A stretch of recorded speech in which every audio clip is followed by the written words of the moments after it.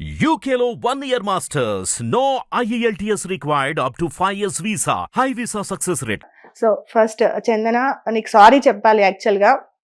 ఏదైతే మనం ఇంటర్వ్యూ చేసామో ఒక 3 to 4 months బ్యాక్, దానివల్ల చాలా నెగిటివ్ అయింది నీకు యాక్చువల్గా. బట్ అవుతున్న రూమర్స్ అన్నీ కూడా ఎలా ఫేస్ చేస్తున్నావు? ఎట్లా ఫేస్ చేస్తున్నా అంటే చేయలేకనే సైలెంట్ అయిపోయాను అక్క. అందుకే ఎవరు ఇంటర్వ్యూస్ అడిగినా కూడా ఇస్తలేను. సో రీసెంట్గా కూడా మా ఛానల్లో నాకు ఇంటర్వ్యూ ఇచ్చావు, దాని తర్వాత కూడా నీకు ఇంకా నెగిటివ్ అయింది. అప్పుడు ఏం తగ్గలేదు. అది అది అది వేరే రకంగా పోర్ట్రేట్ అయింది. అదేంటో మరి. యా, అది ఇంకో రకంగా అయింది. సో నువ్వు ఆ ఇంటర్వ్యూలో కూడా చెప్పావు ఆల్మోస్ట్ నాకు నెగిటివ్ కామెంట్స్ కూడా తగ్గాయి అని. బట్ అగైన్ ఇంకో ఇంటర్వ్యూ ద్వారా, ఇంకో వేరే పర్సన్ ఇంటర్వ్యూ ద్వారా నీకు మళ్ళీ నెగిటివ్ కమెంట్స్ అనేది స్టార్ట్ చేశారు అక్క అని చెప్పేసి చెప్పడం కూడా జరిగింది. సో వీటన్నింటికి కూడా మీతో మాట్లాడాలి. ఒక్క సాంగ్ వల్ల ఒక అమ్మాయి లైఫ్ మొత్తం కూడా నెగిటివ్ అయిపోయింది. తన ఏంటి, తన ఫ్యామిలీ గురించి ఏంటి, ఎవరు ఏం ఆలోచిస్తారు అనేది కూడా పక్కన పెట్టేసి ఒక అమ్మాయిని ఎట్లా అంటే చాలా దారుణంగా అటాక్ చేస్తున్నారు. సో అంటే తన లైఫ్ని షేర్ చేసుకున్న మీరు, తనతో లైఫ్ షేర్ చేసుకున్న మీరు ఇవన్నింటికి సపోర్ట్ ఎలా చేశారు? అంటే లైక్ నేను కూడా ఇంటూ ఫిలిమ్సే కాబట్టి, సో బ్యాక్గ్రౌండ్లో ఎట్లుంటుంది, ప్రొఫెషనల్గా ఎట్లుంటుంది, బయట మాట్లాడుకునే వాళ్ళు ఎట్లుంటారు అవన్నీ తెలుసు కాబట్టి సో ఈజీగానే ఉంటుంది. సో నాకు తెలుసు. ఓకే. అంటే నా ఫ్రెండ్స్ కానీ వాళ్ళు ఎట్లా ఫేస్ చేస్తారు. తినకి ఇప్పుడు కొత్త, నేను చూస్తున్న పాస్ట్ 6 years నుంచి. సో నా ఫ్రెండ్ సర్కిల్లో కానీ లేకపోతే నాకు తెలిసిన వాళ్ళు కానీ సో ఈజీగానే ఉంటుంది. ఈజీగానే తీసుకున్నారు. అంటే పక్కనే నేను చూస్తాను కాబట్టి అది ఏం జరుగుతుంది ఏంటనేది నాకే తెలుసు. అవును. 100 మంది 100 రకాలుగా మాట్లాడుకుంటారు కానీ అది కాదు. ఎందుకు అంటే ఇప్పుడు ఇక్కడ మీరిద్దరు కలిసి ఉన్నారు అంటే మీ ఇద్దరు లైఫ్ షేర్ చేసుకుంటున్నారు, తనకంటూ మీరు ఒకరు ఉన్నారు అనే విషయం తెలిసి కూడా నేను చూసాను ఇంకొన్ని కమెంట్స్ కానీ కొన్ని మెసేజ్ కానీ నేను చూసాను. లైక్ అందులో క్లియర్గా మెన్షన్ ఉంది, ఈ అమ్మాయి లైఫ్లో ఆల్రెడీ షన్ను అనే ఒక పర్సన్ ఉన్నారు. తన ఇన్స్టాగ్రామ్ మీ పేజ్ ఏదైతే ఉందో దాన్ని స్క్రీన్ షాట్ తీసి కూడా చూడండి, కావాలంటే ప్రూఫ్ ఏంటంటే మీ ఇద్దరి ఫోటోనే డీపీగా ఉంటది. కామెంట్స్ కూడా చేసి నన్ను మెన్షన్ చేస్తూ ఉంటారు. నేను అన్ని చూస్తూ ఉంటాను. తనకంటే మెయిన్ నేనే చెక్ చేస్తా కామెంట్స్. ఓకే. కంప్లీట్ గా నేను కామెంట్స్ చెక్ చేస్తూ ఉంటా. లైక్ నన్ను మెన్షన్ చేసే వాళ్ళు ఉంటారు. అంటే తినకి ఈ సాంగ్ తర్వాత ఒక సెట్ ఆఫ్ ఆడియన్స్ వచ్చారు. ఆ సాంగ్ చేసిన తర్వాత ఆ సెట్ ఆఫ్ ఆడియన్స్ కంటే ముందు తినకున్న ఫాలోవర్స్ ఎవరైతే ఉన్నారో వాళ్ళందరికీ నేను తెలుసు. సో వాళ్ళందరూ మెన్షన్ చేస్తారు, వాళ్ళు యాక్సెప్ట్ చేస్తారు వాట్ ఈస్ హ్యాపెనింగ్ అనేది వాళ్ళకి తెలుసు. ఈ తర్వాత వచ్చిన కొత్త ఆడియన్స్ ఎవరైతే ఉన్నారో వాళ్ళకి తెలియదు. సో వాళ్ళకి ఏంటంటే స్క్రీన్ మీద ఏం చూశారు, ఆ రీల్స్ ఏమైతే పోర్ట్రేట్ అయినాయో దాన్ని పట్టుకొనే వాళ్ళు ముందుకెళ్తున్నారు తప్పించి బ్యాక్గ్రౌండ్లో ఏం జరుగుతుంది లేకపోతే వాళ్ళ పర్సనల్గా వాళ్ళ లైఫ్ ఏంటనేది వాళ్ళకి తెలియదు. అంటే లైక్ అంటారు కదా, మీడియా, సినిమా, రంగుల ప్రపంచం, అందరికీ రంగులే కావాలి. వెనకాల వాళ్ళ జీవితాలు ఏమైపోతుంది అనేది వాళ్ళకి అనవసరం. ఆ టైంలో వాళ్ళు ఏం మాట్లాడుతున్నారు, వాళ్ళకి ఒక ఎంటర్టైన్మెంట్ అంతే, అంత మించింది. ఆ 30 seconds రీల్ చూస్తారు, దాన్ని చేసి వాళ్ళు. యా. సో ఆ రోజు నేను ఇంటర్వ్యూ చేసినప్పుడు అయినా సరే, చాలా మంది ఇంటర్వ్యూస్ తీసుకున్నప్పుడు అయినా సరే, అందరం కూడా అడిగిన సేమ్ క్వశ్చన్ ఏంటంటే మీ వల్లే వాళ్ళిద్దరు అంటే తన వల్లే వాళ్ళిద్దరు విడిపోయారని చెప్పేసి. లైక్ అంటే నువ్వు ఆ సాంగ్ ఒకవేళ షూట్ చేయకపోయి ఉన్నా, లేదంటే నువ్వు అసలు తనతో మాట్లాడకపోయి ఉన్నా, రీల్స్ చేయకపోయి ఉన్నా సరే మేబీ వాళ్ళు కలిసేవారేమో మళ్ళీ అని, అంటే అవతల వేరే వాళ్ళకి సపోర్ట్ చేస్తూ కూడా మేము అడిగిన క్వశ్చన్స్ అన్నీ కూడా తినకి చాలా నెగిటివ్ అయిపోయినవి. సో వాటి ఏవి కూడా అంటే తర్వాత మాకు తెలిసింది ఏంటి అని అంటే తిని రివీల్ చేయకపోవడం వల్ల, లేదంటే అవసరమా. నేను మాట్లాడినప్పుడు కూడా తను అనింది, అక్క ఇప్పుడు ఏదో ఒక రూమర్ క్రియేట్ చేస్తారు, ఈ రోజు నేను తనని తీసుకొస్తాను, రేపు పొద్దున ఇంకోటి రూమర్ కూడా క్రియేట్ అయిపోతుంది కదా, ఇంకో పర్సన్తో ఎవరైనా లింక్ పెడతారు కదా, సో అప్పుడు నేను ఎన్నిసార్లు అని చెప్పేసి ప్రూవ్ చేసుకుంటూ వెళ్ళాలి అని చెప్పేసి మాట్లాడింది. బట్ ఈ మధ్య ఆ కమెంట్స్ వల్ల నేను బాగా డిప్రెస్ అవుతున్నాను, నాతో అవ్వట్లేదు, ఇంకా తీసుకోవడం ఆపేసాను నేను. కామెంట్స్ ఒక్కటే కాదు, మార్ఫింగ్స్ చేస్తారు, మెన్షన్స్ వస్తూ ఉంటాయి, స్టోరీస్ పెడతా ఉంటారు, చూపిస్తూ ఉంటది, ఫీల్ అవుతూ ఉంటది. ఇవన్నీ ఇవన్నీ తట్టుకుంటానంటేనే ఉండాలి. లేకపోతే లైక్ మనం పబ్లిక్ అవుతున్నప్పుడు 100 మంది 100 రకాలుగా మాట్లాడుకుంటారు, దాన్ని ఫేస్ చేయాలనుకుంటేనే ఉండాలి. ఇప్పుడు మీరైనా సరే, ఇప్పుడు మీరు ఇప్పుడు చెప్తున్నారు, ఏదైనా సరే మీరు చెప్తారు. ఇప్పుడు మీరు తీసుకున్నది మీ 50% పాజిటివ్ గా తీసుకుంటారు, 50 మీకైనా సరే కింద వస్తూ ఉంటాయి కదా కామెంట్స్, ఇట్లా మాట్లాడారు, మీరు ఇట్లా మాట్లాడారు, మీ ఈ వేలో ఉన్నారు. సో మనకు ఆ నెగిటివ్ లేకపోతే కనుక ఈ పాజిటివ్ కరెక్ట్ గా తీసుకోవాలి మనం. ఆ నెగిటివ్ ఉండాలి, ఆ నెగిటివ్ బూస్ట్ ఇస్తుంది మనకి. ఈ పాజిటివ్ గెయిన్ చేయడానికి ఆ నెగిటివ్ కావాలి. సో ఫొటోస్ మార్ఫింగ్ అనే టాపిక్ వచ్చింది కాబట్టి సో తను అది కూడా షేర్ చేసుకోవడం జరిగింది. అక్క ఫొటోస్ మార్ఫింగ్ చేస్తున్నారు, వేటికో తీసి నా ఫొటోస్ పెడుతున్నారు, నా నంబర్ కూడా పెడుతున్నారు, ఎలా అవుతుంది ఇదంతా అని. యాక్చువల్గా మార్ఫింగ్ చేసే వాళ్ళు అది లైక్ పాస్ట్ 10 years నుంచి అది ఉంది. అంటే ఇప్పుడున్న ప్రజెంట్ డేంజరస్ జనరేషన్ ఏంటంటే ఏఐ. అది మనకు తెలుసు అది ఎట్లా యూజ్ చేస్తున్నారని. సో అసలు భయపడాల్సిన నీడ్ లేదు. ఎందుకంటే నువ్వేంటనేది నీకు తెలుసు, నాకు తెలుసు, మీ పేరెంట్స్కి తెలుసు. మామూలుగా ఇప్పుడు తనకున్న ఫ్రెండ్ సర్కిల్ వాళ్ళందరికీ తెలుసు, నా ఫ్రెండ్ సర్కిల్లో తను తెలిసిన వాళ్ళందరికీ తెలుసు వాట్ ఈస్ వీఆర్ అనేది. సో ఎప్పుడైనా సరే మనం వాళ్ళతో మాట్లాడదాం కానీ 10 మంది ఎవరో వచ్చి కామెంట్ చేస్తున్నారు, లేకపోతే 10 మంది వచ్చి ఎవరో మాట్లాడుతున్నారు, లేకపోతే మార్ఫింగ్ చేస్తున్నారు, మెసేజ్లు చేస్తున్నారు, వాళ్ళకి మనం సమాధానం ఇచ్చుకుంటూ కూర్చుంటే రోజంతా ఇదే ఉంటది. లేదు మన పని మనం చేసుకున్నాం అంటే లేదా అక్కడ స్ట్రక్ అయిపోతాం. అదే తను ఫొటోస్ మార్ఫింగ్ చేశారు, ఓకే అక్కడి వరకు బానే ఉంది, కానీ పర్సనల్ మొబైల్ నంబర్ ని కూడా మెన్షన్ చేశారు అని చెప్తుంది. మెయిన్ థింగ్ ఏంటంటే లైక్ ప్రమోషన్స్ కోసం అంటే ఉంటారు కదా, అంటే లైక్ మనం చెప్పలేము అందరూ ప్రొఫెషనల్ గా ఉంటారు, చాలా మంది చిల్లరగా ఉంటారు, చాలా మంది తగిలేరు కూడా దానికి. అంటే లైక్ ప్రమోషన్ ఉంది అని చెప్పి నేను తన ప్రమోషన్స్ ఏమైనా వస్తే తనకే లైక్ నువ్వే డీల్ చేసుకో, నేనేమి ఇన్వాల్వ్ అవ్వను. సో తన ప్రమోషన్స్ కోసం ఆబ్వియస్లీ మీట్ అవుతారు, అక్కడికి వెళ్ళి ఆ ప్రమోషన్ ఏం చేయాలి లేకపోతే వర్క్ ఏంటి అనేది మాట్లాడదు. ఆ టైంలో వచ్చే వాళ్ళు జెన్యూన్ అని మనం చెప్పలేము. అంటే వాడు ప్రమోషన్ ఇచ్చి వీళ్ళు ప్రమోషన్ చేసి అది వీళ్ళు రీల్ పోస్ట్ చేసే వరకు అది జెన్యూన్ అని మనం తెలియదు. సో అట్లాంటి దాంట్లో ఎవరో ఒకరు ఉంటారు కదా. రీసెంట్ గా నాకు ఒక ప్రమోషన్ వచ్చింది అక్క, అయితే 10 days నుంచి డ్రాగ్ చేస్తున్నా నేను. ఈవెన్ ఫస్ట్ అయితే సరే ఓకే ఈ ప్రమోషన్ ని ముందు ఒకసారి వెళ్ళి మాట్లాడి నేను తనకి ఏం చెప్పానంటే ఇప్పటివరకు నాకు వచ్చిన ఏ ప్రమోషన్ లో ఏ పర్సన్ ని నేను కలవలేదు, ఏదన్నా కాల్లోనే డీల్ చేస్తాను, కాల్లోనే అంతా అయిపోతుంది, నువ్వెందుకు కలిస్తే నేను ఎక్స్ప్లెయిన్ చేస్తా అని అంటున్నావు అని కూడా అడిగాను. లేదంటే ఇక కలిసి వీడియో గురించి డీటెయిలింగ్ ఇస్తా అన్నాడు. సరే అని చెప్పి లాస్ట్ వీక్ కలిశాను ఫారం మాల్లో. కలిసాక ప్రమోషన్ రిలేటెడ్ ఏం మాట్లాడలేదు ఆయన, పేమెంట్ మాట్లాడుకున్నాం, ఫైనల్ అయిపోయింది, ప్రమోషన్ గురించి ఏం మాట్లాడలేదు. నాతో ఒక సెల్ఫీ ఏదో బ్లాబ్లా ఏదో మాట్లాడుతున్నాడు, అది తింటావా ఇది తింటావా అని చెప్పి. అయిపోయిన తర్వాత నేనే అడిగాను ఏంటి డెమో వీడియో చూపించు నాకు అని చెప్పి. ఒక 2 నిమిషాలు ఏదో చూపించాడు, అయిపోయింది. సంబంధం లేని టాపిక్లన్నీ మాట్లాడుతున్నాడు. లాస్ట్లో నాకు వేరే షూట్ ఉంది నేను వెళ్ళిపోవాలి అని అంటే ఒక సెల్ఫీ తీసుకుందాం అని చెప్పేసి అన్నాడు. తీసుకున్నాడు సెల్ఫీ నాతో. వెళ్ళిపోయిన తర్వాత ఇప్పటి వరకు పత్తలేడు. ఒకరోజు మెసేజ్ చేశాడు లైక్ నాతో సెల్ఫీ తీసుకోవడం కోసం వాడి ప్రమోషన్ అన్న పాయింట్ అడ్డు పెట్టుకొని నా నెంబర్ తీసుకొని నన్ను మీట్ అయ్యాడు. సో అంటే యాక్చువల్లీ తినకి మెసేజ్ అంటే తినని కాంటాక్ట్ అవ్వడానికంటే ముందు నాకు ఒక పేజ్ ఉంది అన్నమాట ఇన్స్టాలో, అందులో కూడా కాంటాక్ట్ మూవీ అప్డేట్స్ ఉంటుంది నాది, ఎక్స్క్లూజివ్స్ ఇస్తాను మూవీ అప్డేట్స్. సో దానికి మెసేజ్ చేశాడు లైక్ నాకు ఇట్లా చందన గారితో నాకు ప్రమోషన్ కావాలని అంటే నేను అడిగా ఏం ప్రమోషన్ కావాలో నాకు చెప్పండి నేను అప్డేట్ చేస్తాను. అప్పటికి తినకి మెసేజ్ చేశాడు, తిని చూసింది అంటే తిని యాక్సెప్ట్ చేసి తను మాట్లాడుతుంది. తర్వాత నుంచి నాకు అసలు రిప్లై ఇవ్వడం మానేసాడు. నాకు దగ్గర 18 మెసేజెస్ ఏమో పెట్టాడు. అవన్నీ టక్ టక్ మన ఆన్సర్ కొట్టి ఓన్లీ చందన గారితో ప్రమోషన్ కావాలి అన్న ఒక్క మెసేజ్ ఉంచాడు. చెప్పండి let me know what you want అని చెప్పి నేను మెసేజ్ పెట్టా. ఈ రెండే ఉన్నాయి. తర్వాత నేను అడిగాను అనమాట, హలో బాస్ అడిగారు కదా డీటెయిల్స్ చెప్పండి అని అన్న. చూస్తున్నాడు ఇవ్వట్లే, ముందున్న మెసేజ్ అన్ని అన్సెండ్ చేశాడు. అంటే లైక్ తనకి రిలేటెడ్ పేజ్ అని తెలిసి మెసేజ్ చేశాడు. నాకే మళ్ళా మెసేజ్ చేశాడు నీతో సెల్ఫీ కోసం అట్లా ప్రమోషన్ అని చెప్తాను. ఓకే, సో అంటే నార్మల్ గా నువ్వు కనుక్కోలేదు అంటే పేజ్ చూస్తే మనకు అర్థమైపోద్ది కదా అసలు దేని గురించి ప్రమోషన్ అడుగుతున్నాడు ఏంటి, పేజ్ ఎలా ఉండే. పేజ్ కాదు పర్సనల్ అకౌంట్, అది ఫిట్నెస్ కోచ్ అని చెప్పి ఉందన్నమాట. ఓకే, సో అతను కాంటాక్ట్ అయ్యి సెల్ఫీ కోసం ఇలా ఇవన్నీ కామన్లే. ఈ మధ్య నాకు కూడా వచ్చింది యాక్చువల్ గా ఏమంటారు ఏదో మెసేజ్ వచ్చిందిరా నాకు కూడా ఇట్లానే ఒక రిక్వెస్ట్ వచ్చింది.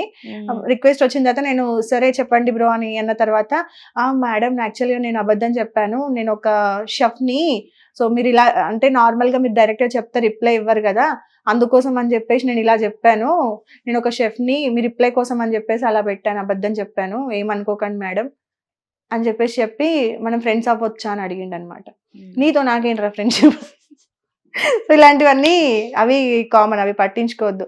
బట్ ఏదైతే మనం మాట్లాడుకుంటున్నామో సో నీ సైడ్ నుండి ఒక్కసారి క్లారిటీ ఇచ్చేస్తే మనం మీ లవ్ టాపిక్ లోకి వెళ్ళిపోదాం. ఒకసారి నువ్వే ఇంట్రడ్యూస్ చేస్తే బెటర్ కదా అందరికి.